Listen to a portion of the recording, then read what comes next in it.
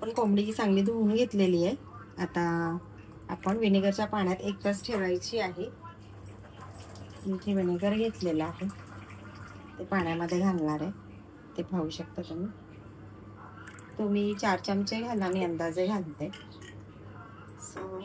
चांगलं मी मिक्स करून घेतलेलं आहे आणि भांडं छोटे आहे म्हणून मी मोठ्या भांड्यामध्ये कोंबडी ठेवलेली आहे धुवून स्वच्छ। तो आपण आता भिजत घालू। आलं घेतलेलं आहे, मिरची घेतलेली आहे, कोथिंबीर आणि लसूण ह्याचं आपण वाटप करून घेऊया।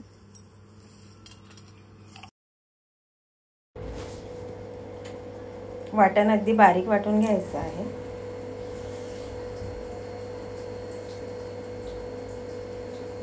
अशा प्रकारे आता मी एका वाटीत दही घेतलेली आहे, हळद घेतले, तिखट जसं तुम्हाला हवं असेल त्याप्रमाणे मी 1 चमचा ते अर्धा चमचा अजून एक्स्ट्रा घेतलेला आहे, चवीनुसार मीठ।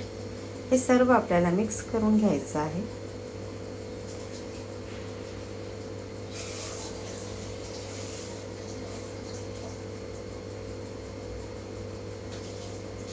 पाहू शकता तुम्ही।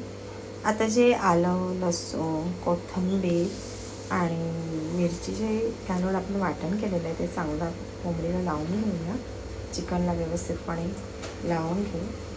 आतमध्येपर्यंत मुरायला हवं अशा प्रकारे आपण ते वाटण लावून घेणार आहोत। कट मारलेलं आहे पाहू शकता तुम्ही।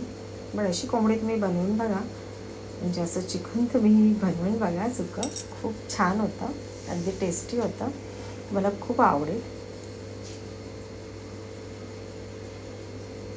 आता जे आपण दही, हळद, मीठ, मसाला चवीप्रमाणे मिक्स केलेलं आहे तेही आपण आता लावून घेणार आहोत।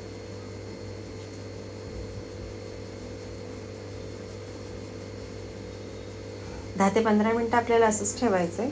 त्यात लसणाच्या पाकळ्याही तुम्ही घाला। कुकरमध्ये 2 ते 3 पळे आपण तेल घेणार आहोत। त्यानंतर गरम मसाले ॲड करायचे आहेत, जे तुमच्याकडे अवेलेबल असेल त्याप्रमाणे। कांदा 1 मोठा चिरलेला आणि चिकन आता त्यात आपण ॲड करणार आहोत आणि कुकर लावून फक्त 2 शिट्या आपल्याला घ्यायच्या आहेत। पाणी अजिबात घालायचं नाही, पाहू शकता तुम्ही ऑलरेडी पाणी सुटलेलं आहे आणि त्यानंतर मस्तपैकी भुजिंग करायचं आहे। आपली डिश रेडी झालेली आहे, पाहू शकता तुम्ही। कमेंटमध्ये सांगा कशी वाटली। बाय।